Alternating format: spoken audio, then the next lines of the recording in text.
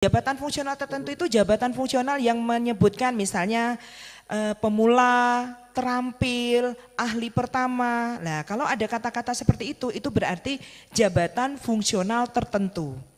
Nah, itu nanti bisa dicek, dicari, di googling Permenpan terhadap jabatan tersebut. Nah, kalau jabatannya fungsional umum, itu nanti bisa dilihat di keputusan Menpan nomor 11 tahun 2024 ya.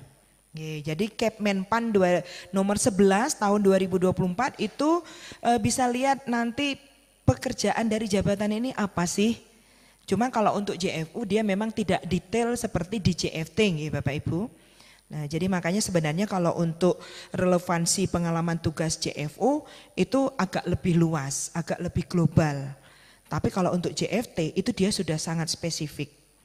Nah, nanti setelah Bapak Ibu lihat uraian tugasnya, nanti Bapak Ibu bisa melihat atau menyandingkan dengan yang Bapak Ibu kerjakan selama ini. Untuk relevansi ini memang kita tidak bisa mengutip secara keseluruhan relevansi ini.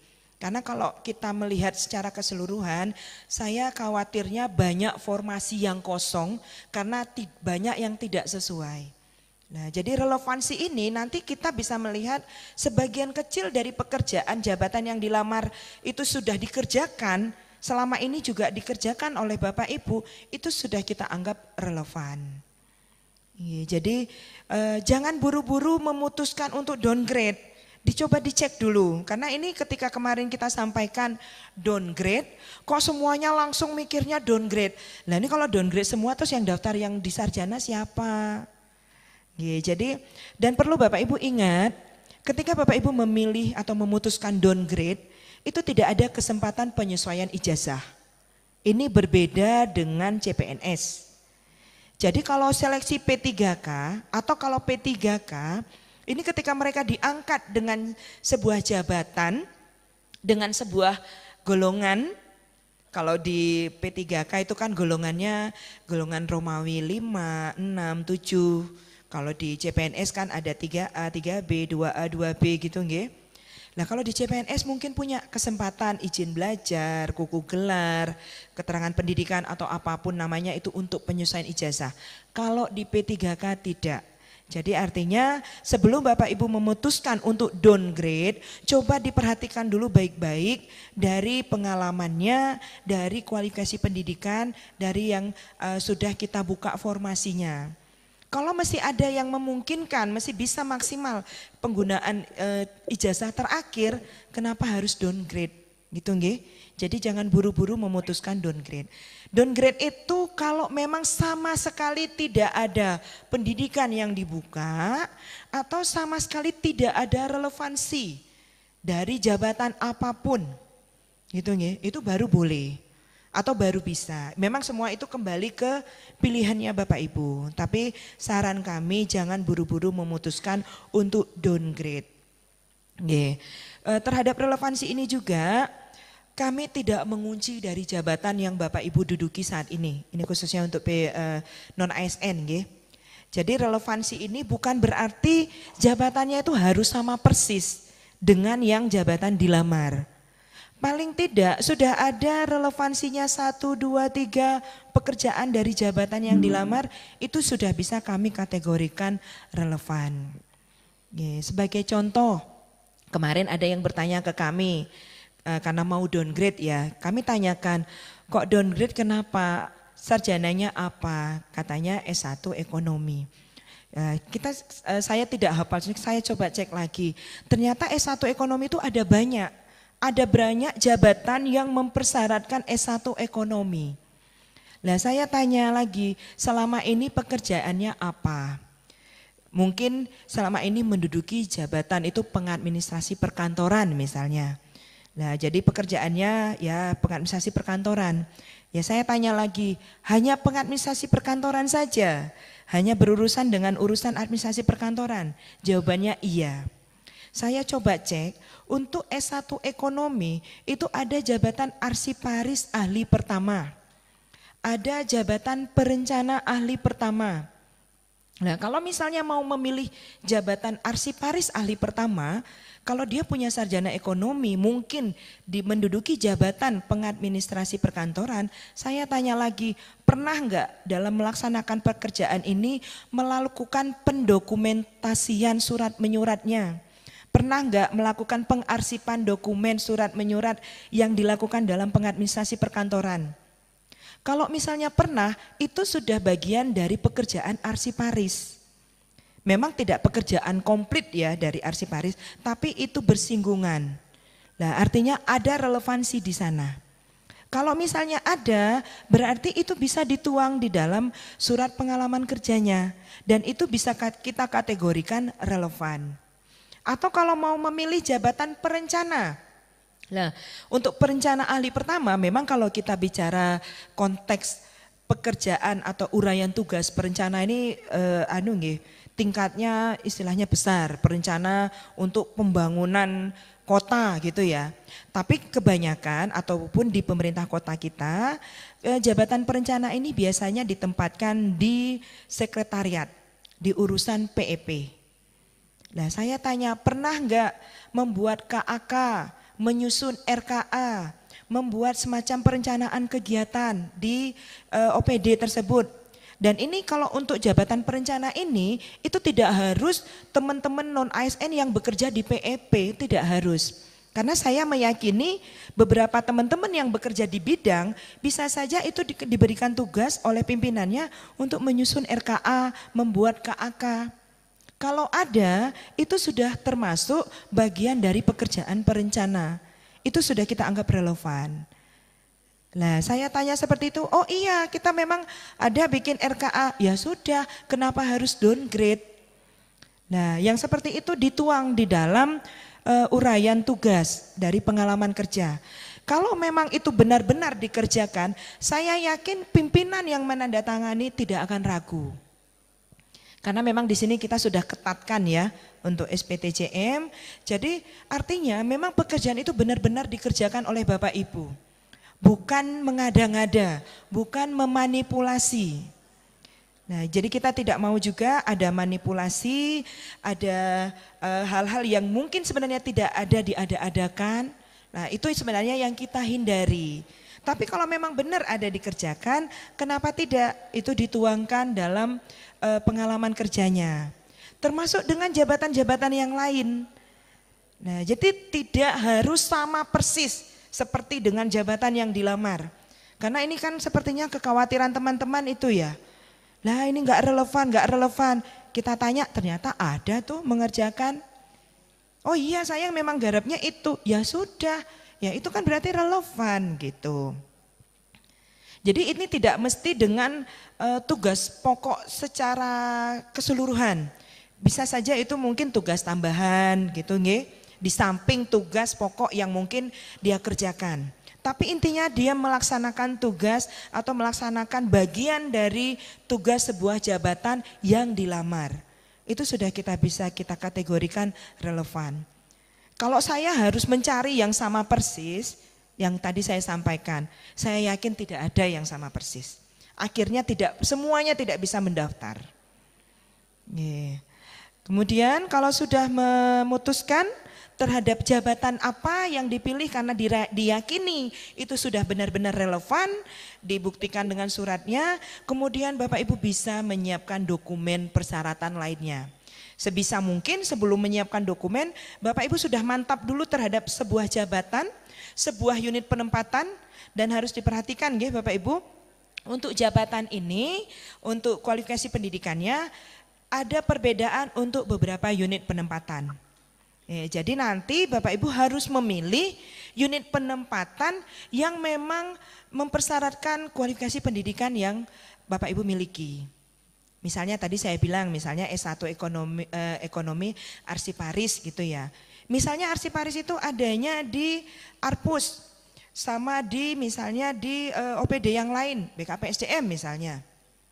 Kalau di BKPSDM itu tidak mempersyaratkan S1 ekonomi, ya jangan daftar arsiparis di BKPSDM, tetap nanti akan tidak lolos. Jangan dengan alasan saya nggak suka kerja di Arpo, saya maunya kerjanya di BKPSDM. Nah, jadi sebenarnya kalau untuk menentukan pilihan formasi jabatan, cari saja yang Bapak Ibu yakin nanti dari sisi seleksi administrasi itu terpenuhi. Kalau berdasarkan keinginan, saya khawatirnya keinginan Bapak Ibu itu nggak masuk nanti. Karena kemarin ada tuh yang konsultasi juga ke kami, saya mau downgrade, oh boleh. Kok downgrade kenapa? Tidak ada kesesuaian pendidikan. Kalau memang sama sekali tidak ada kesesuaian pendidikan maupun relevansinya, oke. Mau downgrade-nya ke formasi apa? Yang di Satpol yang banyak formasinya. Lah pekerjaannya apa? Lah disebutkan. Lah itu kan nggak ada relevansinya. Nah, sekarang kalau berpikir yang banyak formasi tapi nggak ada relevansi, percuma. Jadi jangan dulu bicara banyak formasi kalau enggak relevan. Pastiin dulu relevansinya baik pengalaman maupun pendidikannya. Gitu nggih. Jadi kunci utamanya sebenarnya itu aja. Kalau pilihannya banyak, relevannya mungkin ada TKPK atau non ASN, dia mengerjakan semua urusan mulai dari PEP segala macam, mungkin dia bisa memilih. Karena semua pekerjaan dia pernah mengerjakan gitu ya. Nah, mungkin yang seperti itu dia bebas memilih mana kesempatan yang paling besar. Karena dia meyakini dia mengerjakan semua gitu ya, serabutan semua dikerjakan. Boleh. Nah, tapi kalau tidak, khawatirnya nanti tidak bisa ikut seleksi kompetensi karena sudah gagal di seleksi administrasi. Sekarang fokusnya Bapak Ibu gimana caranya bisa lulus di seleksi administrasi dulu. Jadi kami di Panselda, Panitia Seleksi Daerah, kami berkewajiban melakukan verifikasi validasi terhadap dokumen yang diunggah oleh pelamar dan itu harus sesuai ketentuan. Lah ketentuannya apa? Yang tadi saya sampaikan. Gitu nggih. Lanjut.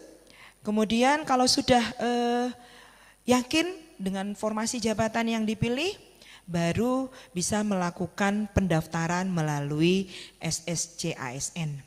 Kalau mungkin Bapak Ibu yang belum buat akun, saran kami bisa segera membuat akun. Karena kalau membuat akun itu tidak harus langsung mendaftar, nggih. Jadi buat akun dulu. Dan ini kemarin banyak banget yang nanya, ini ternyata pas ketik keliru. Waduh. Kami itu aplikasi SSCSN ini bukan punya kami ya Bapak Ibu. Kami nggak bisa ngapa-ngapain terhadap kekeliruannya Bapak Ibu. Kami sarankan ketika menginput data apapun itu harus dengan kehati-hatian. Jangan kemerungsung. Termasuk nanti ketika melakukan unggah dokumen. Tidak sedikit itu pelamar kita bicara CPNS ya, yang kemarin CPNS itu keliru dalam mengunggah dokumen. Itu menjadi tidak lolos. Mereka menyanggah alasannya sepele, saya salah tarik file. Nah itu sepele banget, tapi artinya dia sudah habis kesempatannya. Karena tidak ada kesempatan kembali untuk mengunggah ulang. Nah termasuk dengan pengisian data-data. Data-data Bapak Ibu ini nanti ketika Bapak Ibu lolos sampai di tahap akhir itu akan digunakan sebagai dasar untuk penginputan di SK pengangkatan atau di kontrak P3K-nya. Nah karena kami banyak juga seringkali itu revisi, yang revisi itu enggak sedikit Bapak Ibu, bisa sampai 100-an. Nah seakan-akan revisi itu keliru kami ya, yang menyetak SK itu, iki BKD piye toh kok sampai 100-an orang yang keliru. Padahal itu data itu kan bersumber dari sistem. Sistem itu dari inputannya Bapak Ibu sendiri. Nah jadi tolong hati-hati ketika menginput dan setahu kami di aplikasi SSC ASN itu sebelum kita menyelesaikan pengisian itu ada resume. Ada ditanyakan 2 kali, apakah benar, apakah sudah sesuai. Nah jadi kalau memang mesti ada pertanyaan seperti itu, Bapak Ibu harus memang benar-benar mengecek kembali isian datanya, unggahan dokumennya. Kalau perlu dibuka lagi, benar nggak ini?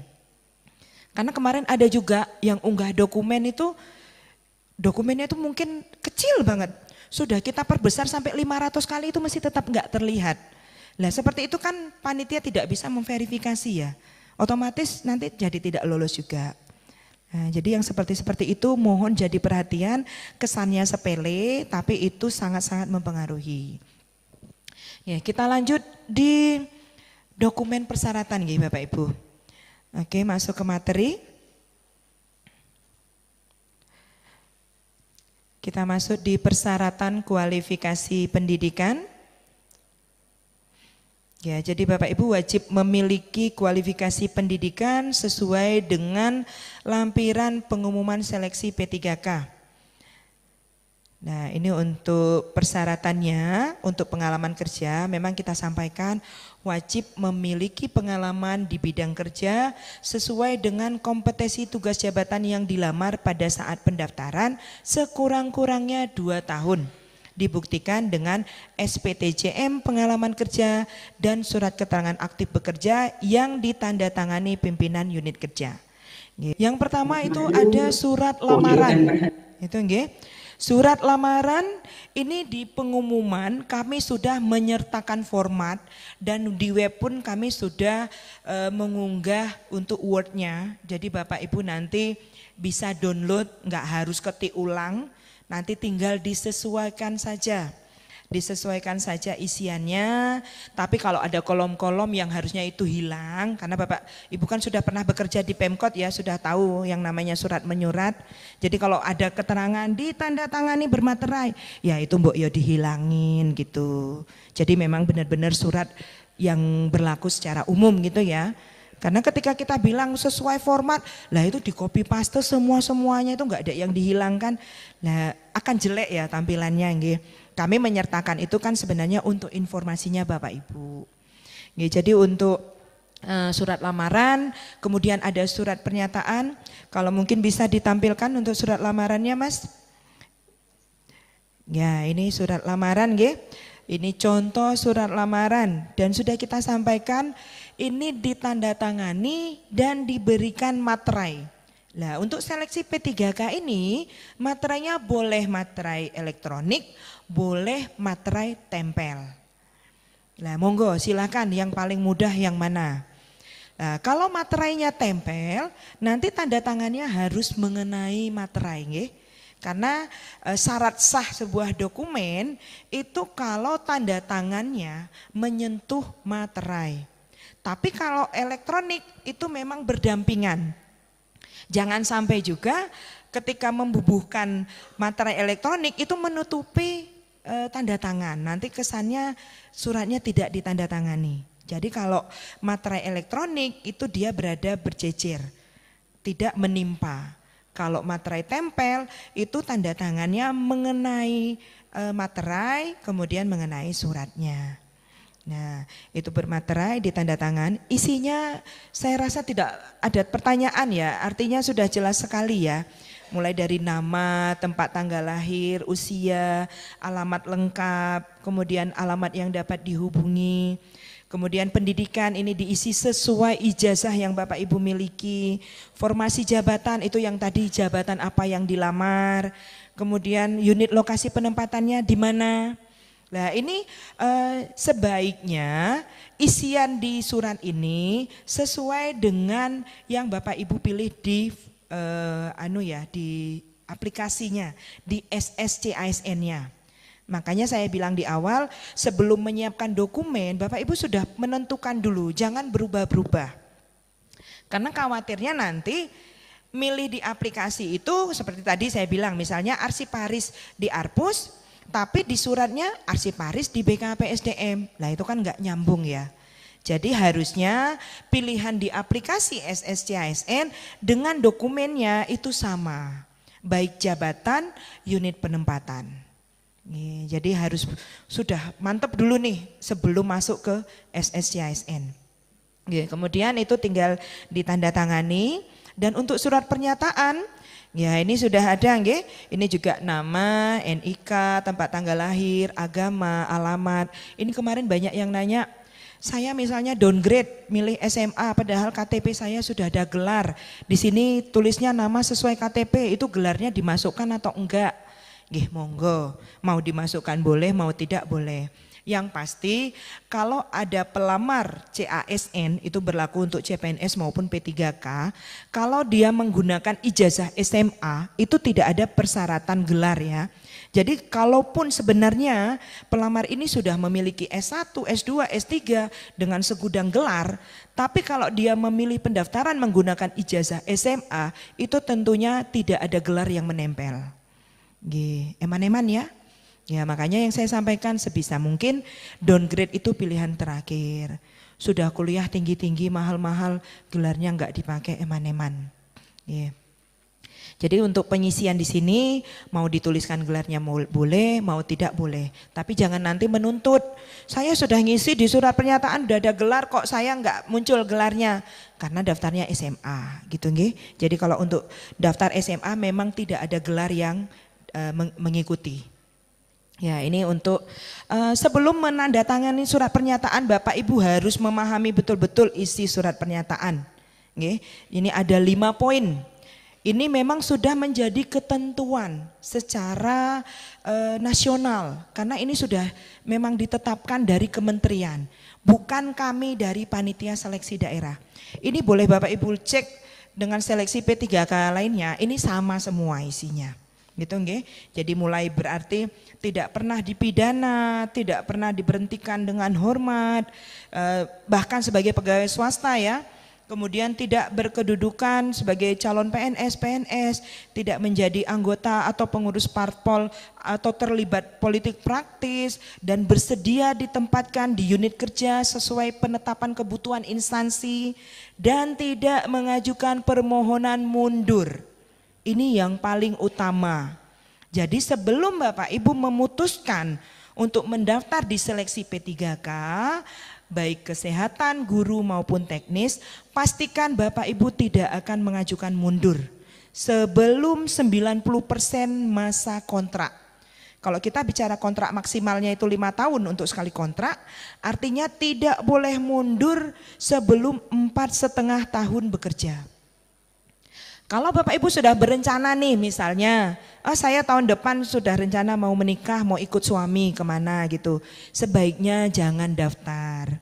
Eman-eman, berilah kesempatan itu untuk teman-teman yang lain memang benar-benar ingin menjadi P3K. Itu saran saya. Karena banyak sekali P3K ini baru dilantik, bahkan yang baru kemarin Juni kami serahkan SK-nya, ini sudah ada yang nanya-nanya mau mundur. Nah, jadi kalau terhadap yang seperti itu kami rugi formasi ya. Nah, karena kami butuh SDM untuk memenuhi kebutuhan masing-masing OPD yang boleh dikatakan saat ini semuanya kekurangan. Nah, kalau memang tidak bersungguh-sungguh untuk jadi P3K, untuk paling tidak 5 tahun ke depan, saran kami jangan ikut seleksi. Jadi jangan menyia-nyiakan kesempatan. Akan menjadi miris ketika dia diberikan kesempatan disia-siakan padahal ada teman lain yang sangat-sangat ingin, yang benar-benar sungguh-sungguh pengen jadi P3K.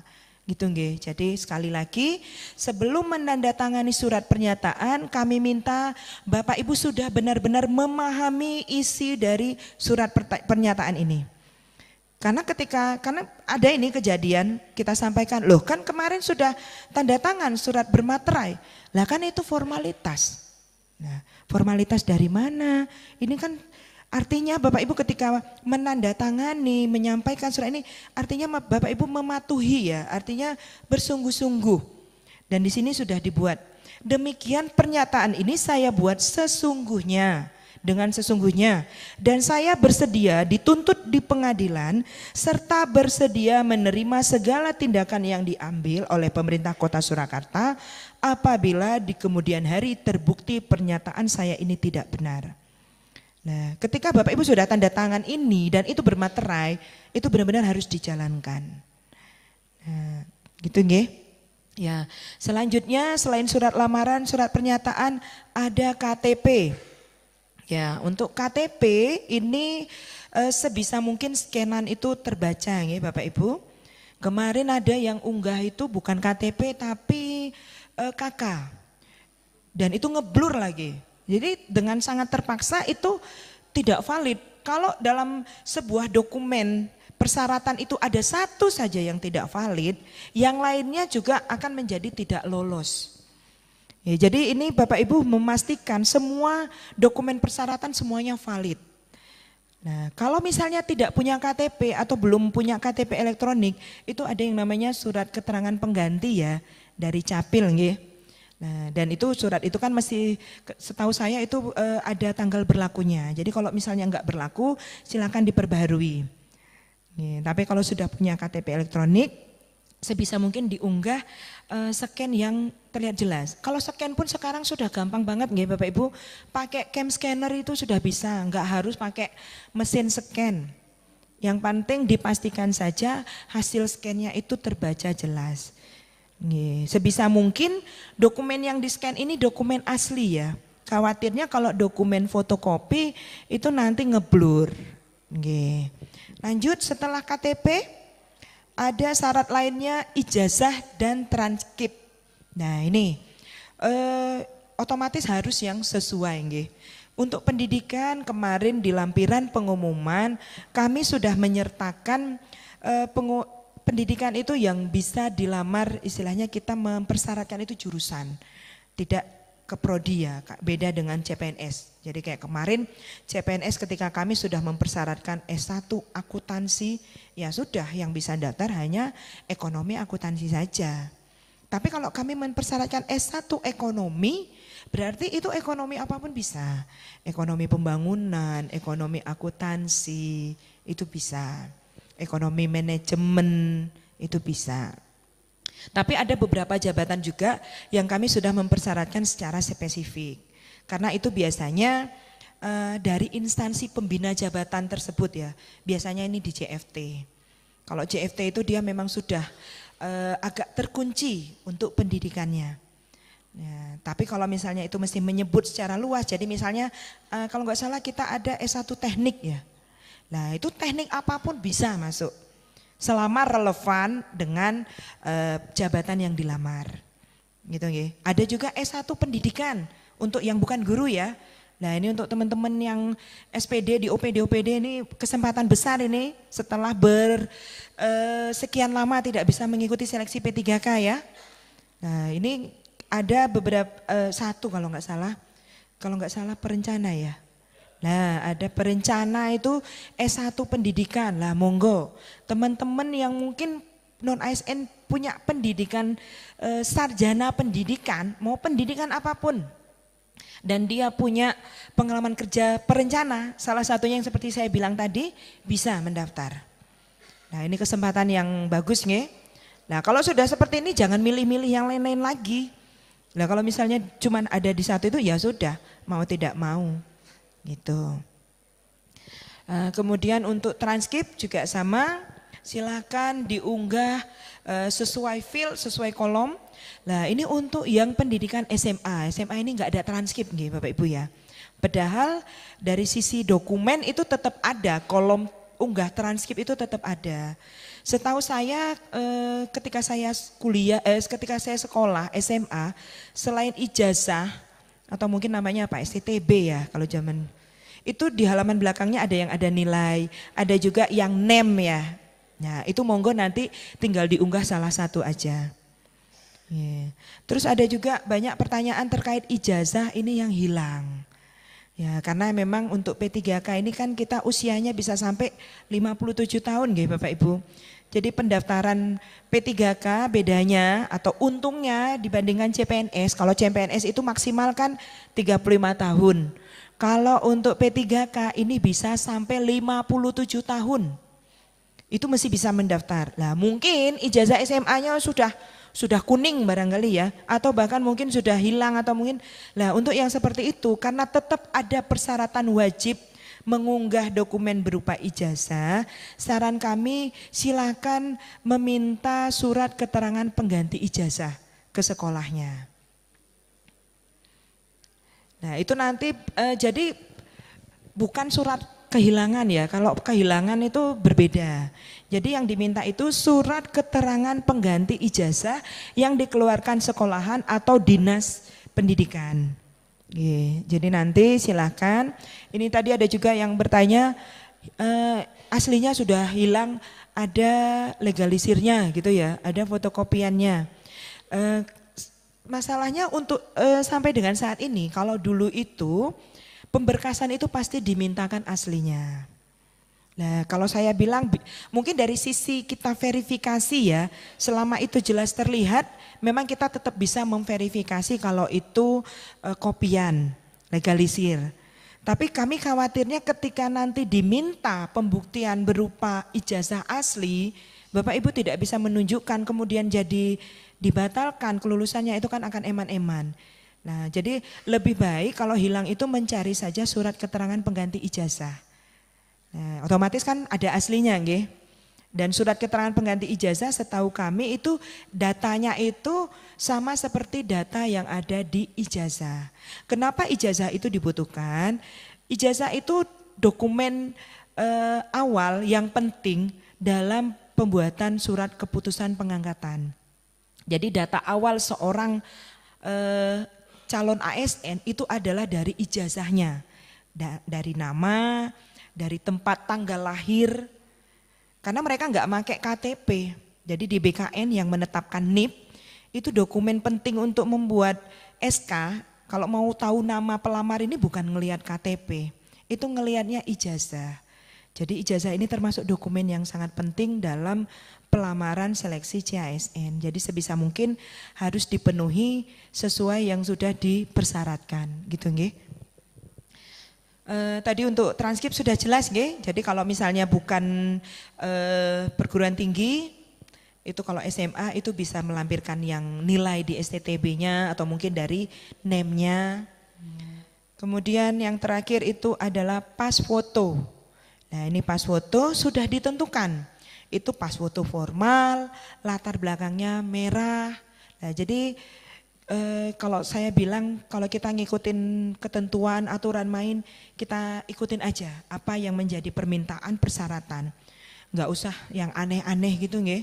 Karena kemarin jujur aja seleksi CPNS kemarin ada yang kami batalkan, maksudnya gagalkan atau tidak lolos atau dinyatakan tidak memenuhi syarat karena latar belakangnya ada yang biru, padahal sudah disampaikan merah ya.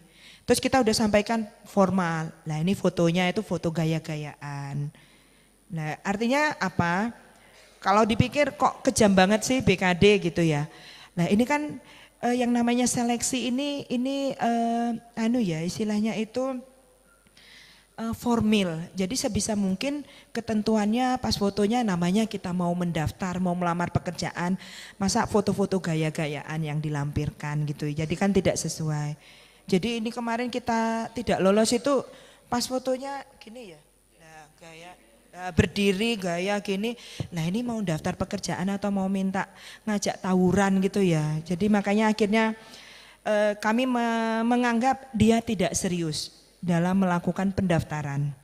Artinya dia tidak mengindahkan apa yang menjadi persyaratan, makanya tidak lolos administrasi. Jadi harapan kami nanti teman-teman atau Bapak Ibu non ASN, apa yang sudah dicatatkan, ditentukan sebagai persyaratan, mohon diikuti. Enggak usah mungkin mau beda sendiri, latarnya biru, hitam gitu.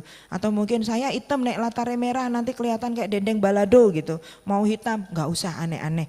Kalau memang ketentuannya sudah merah, ya sudah ikuti saja. Sekarang pun kan juga Photoshop itu misalnya punyanya biru, minta teman-teman yang bisa mengganti ya, bisa diedit, diganti layarnya jadi merah. Jangan hanya gara-gara latar belakangnya biru kemudian jadi tidak lolos administrasi. Sangat eman-eman gitu nggih. Kemudian lanjut. Nah, setelah pas foto, nah ini untuk SPTJM pengalaman kerja. Ya, mungkin bisa contoh SPTJM pengalaman kerjanya, Mas. Ya, ini juga sudah kami sertakan ya untuk formatnya di lampiran pengumuman ataupun di web. Bapak Ibu bisa nanti download. Kalau enggak ketemu nanti bisa lewat pengolah kepegawaiannya mungkin. Ini kami undang juga pengolah kepegawaian. Ini kami anggap nanti harapannya untuk persyaratan-persyaratan khususnya yang ditandatangani kepala perangkat daerah ini harusnya melalui pengelola kepegawaian, nggih. Jadi satu pintu. Karena kami anggap juga pengelola kepegawaian ini yang paling memahami untuk administrasi kepegawaian teman-teman non-ASN yang ada di OPD masing-masing. Nah ini sudah kita sertakan untuk nama pimpinan, nama, NIP, jabatan, unit kerja, dan kemudian dengan ini menyatakan Bapak Ibu sebagai non-ASN namanya siapa, tempat tanggal lahir, pendidikannya apa. Sebisa mungkin pendidikan yang diisi di sini pendidikan yang digunakan untuk melamar ya. Jadi biar konsisten dengan surat lamaran tadi misalnya mau daftar jabatan apa. Kalau misalnya downgrade berarti otomatis yang digunakan adalah pendidikan SMA, berarti gitu nggih. Tapi kalau yang digunakan sarjananya apa itu disertakan pendidikan apa, jabatannya mungkin bisa ditulis jabatan yang saat ini saja tidak apa-apa. Karena kan otomatis Bapak Ibu saat ini bekerja sebagai apa sesuai kontrak terakhir ya. Kemudian memiliki pengalaman kerja. Nah kalau Bapak Ibu pengalaman kerjanya baru dari 1 OPD silakan diisi sesuai pengalaman kerja Bapak Ibu di OPD tersebut. Mau berapa lama, kalau kita bilang dengan jabatan yang sama, misalnya dengan jabatan terakhir, itu pasti saya yakin kalau yang kemarin di tahun 2024 itu dialihkan jabatannya karena mungkin mau diisi P3K, itu pasti kan tidak akan memenuhi 2 tahun ya. Karena kan syaratnya harus 2 tahun, jadi diisi saja pengalaman kerja Bapak Ibu selama bekerja di OPD tersebut, kalau dalam 1 OPD. Kalau ada 2 OPD berpindah gimana Bu? Ya, itu nanti bisa menggunakan 2 SPTCM. Nanti unggahnya itu dijadikan 1 file, diunggah barengan. Apalagi kalau dari sisi masa kerjanya belum mencapai 2 tahun. Jadi misalnya Bapak Ibu itu di OPD terakhir ini baru 1 tahun. Otomatis syarat terpenuhinya itu kan tidak memenuhi ya. Karena syaratnya kan 2 tahun. Tapi sebenarnya di OPD yang lama itu sudah 5 tahun. Nah berarti yang dari OPD lama itu dibuatkan juga SPTCM-nya ditandatangani kepala OPD yang lama. Jadi nanti ketika itu diunggah nanti panitia itu melihat oh ini 1 tahunnya di OPD yang sekarang. OPD yang lama itu sudah ada 5 tahun, ketika kita akumulasi ternyata sudah ada 6 tahun. Otomatis sudah memenuhi syarat terkait minimal 2 tahun gitu. Paham ya Bapak Ibu ya? Oke. Nah ini kemudian selama berapa tahun berapa bulan terhitung mulai tanggal berapa sampai dengan saat ini, atau kalau misalnya yang tadi di OPD lama berarti sampai dengan tanggal berapa. Nah kalau misalnya memang sesuai ketentuan seperti itu, saya yakin kepala OPD itu nggak akan ragu tanda tangan. Meskipun itu dia udah nggak kerja di OPD itu lagi, tapi kan memang secara sah ya, secara sah nyata dia bekerja di OPD yang lama itu 5 tahun gitu misalnya. Dan itu dengan mengerjakan pekerjaan apa selama di sana, itu disampaikan. Itu juga bisa untuk dokumen pembuktian terkait relevansi pengalaman, itu juga bisa. Ya, kemudian ditandatangani sama ini juga pakai materai, dan ini karena suratnya resmi dari OPD nggih, jadi otomatis suratnya ini nanti pakai kop. Kalau yang lamaran pernyataan karena itu suratnya pribadi itu tidak perlu pakai kertas kop nggih Bapak Ibu. Yang pakai kertas kop itu yang ditandatangani kepala perangkat daerah atas nama perangkat daerah. Nah itu kemudian tanda tangan stempel.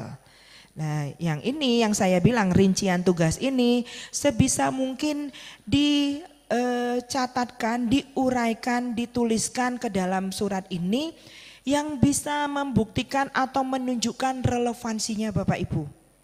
Yang tadi saya sampaikan di awal. Kalau sebenarnya relevansinya itu menjadi tugas tambahan, bukan tugas pokok, disampaikan, dituliskan. Kalau hanya dituliskan pekerjaan pokok saja dan itu tidak ada relevansinya, maka itu tidak bisa kita kategorikan relevan. Jadi baru bisa relevan kalau dalam rincian surat ini ada 1, 2, 3 atau lebih pekerjaan dari jabatan yang Bapak Ibu lamar.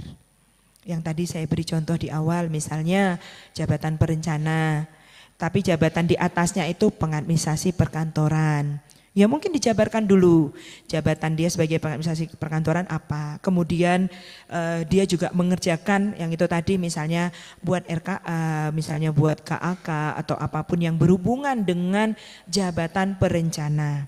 Atau jabatan yang lain, nanti bisa Bapak Ibu googling melalui Permenpan masing-masing nama jabatan. Silakan. Jadi pastikan ketika teman-teman panitia di BKPSDM melakukan verifikasi validasi, itu teman-teman yakin bahwa ini relevan dengan jabatan yang dilamar. Dan itu disahkan oleh kepala perangkat daerah. Gitu nggih, sudah paham ya? Atau ini kok diam mesti galau atau memang tidak ada yang relevan ini? Kalau dibilang nggak relevan saya kok agak ragu ya. Saya yakin pasti dari sekian banyak pengalaman itu ada yang relevan sama Bapak Ibu. Cuma memang mungkin itu tidak menjadi tupoksi utamanya Bapak Ibu selama ini. Jadi coba nanti dilihat lagi masing-masing jabatan itu pekerjaannya apa sih jabatan itu. Ada nggak yang saya kerjakan selama ini? Nah prinsipnya kan hanya seperti itu nggih. Mencari apa yang sudah dikerjakan selama ini dan itu ternyata bagian dari pekerjaan sebuah jabatan yang lain. Nah, sebenarnya simple. Lanjut, kemudian setelah SPTJM ada surat keterangan aktif. Nah ini yang tadi kalau misalnya ada teman-teman non ASN yang mungkin dulu masuk database tapi sudah mundur. Nah ini juga sebenarnya filternya itu ada di umpeknya ya, karena yang saya sampaikan sebaiknya surat ini nanti kalaupun mau dibikin sendiri-sendiri, tapi saran saya naik ke pimpinan melalui umpek masing-masing. Nah nanti umpeknya silakan lakukan verifikasi validasi, kalau ternyata ada, loh ini kok ada punyanya Bapak A, Bapak B atau Ibu A, Ibu B kan sekarang udah nggak kerja lagi, nah itu jangan dinaikkan. Atau dikonfirmasi, maaf Bapak Ibu ini sudah tidak berhak lagi untuk mengikuti seleksi karena sudah mundur gitu. Saya khawatir kalau misalnya tidak melalui pengolah umpek langsung ke pimpinan, mungkin pimpinannya nggak hafal ya, apalagi kalau pimpinan yang punya anak buahnya banyak banget, itu nggak hafal dia ini sebenarnya masih bekerja di sini apa enggak. Yang tahu pasti itu adalah umpeknya, saya yakin. Karena kontraknya yang ngurusin juga umpek nggih.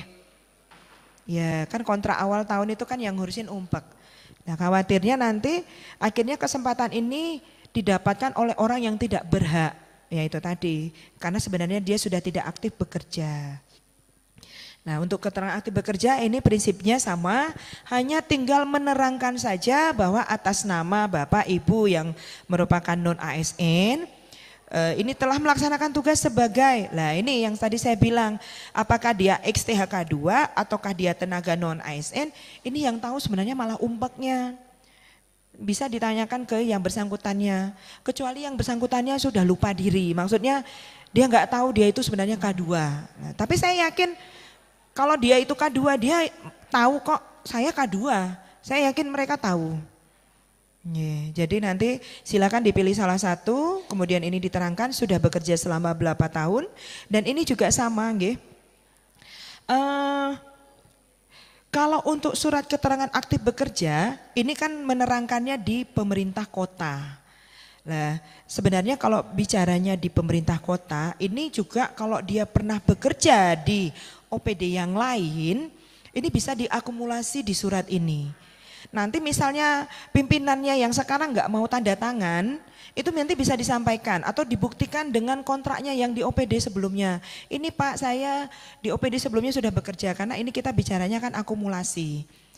Idealnya atau seharusnya pimpinan mau menandatangani, karena kata-kata kita di sini bukan di OPD ya.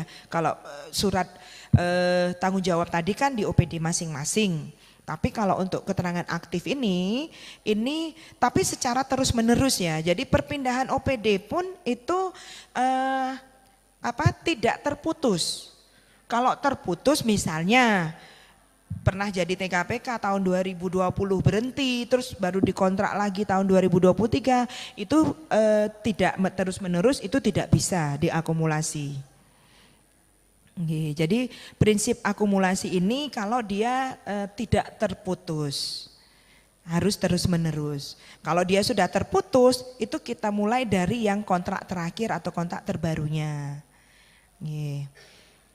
Udah jelas nggih yang untuk surat SPTJM dan keterangan aktif sudah nggih, sudah paham ya. Bapak Ibu Umpek juga sudah paham nggih. Ya, ini untuk aktif bekerja ini juga karena yang tanda tangan pimpinan ini menggunakan kertas kop. Ya, jadi karena yang menandatangani adalah pimpinan.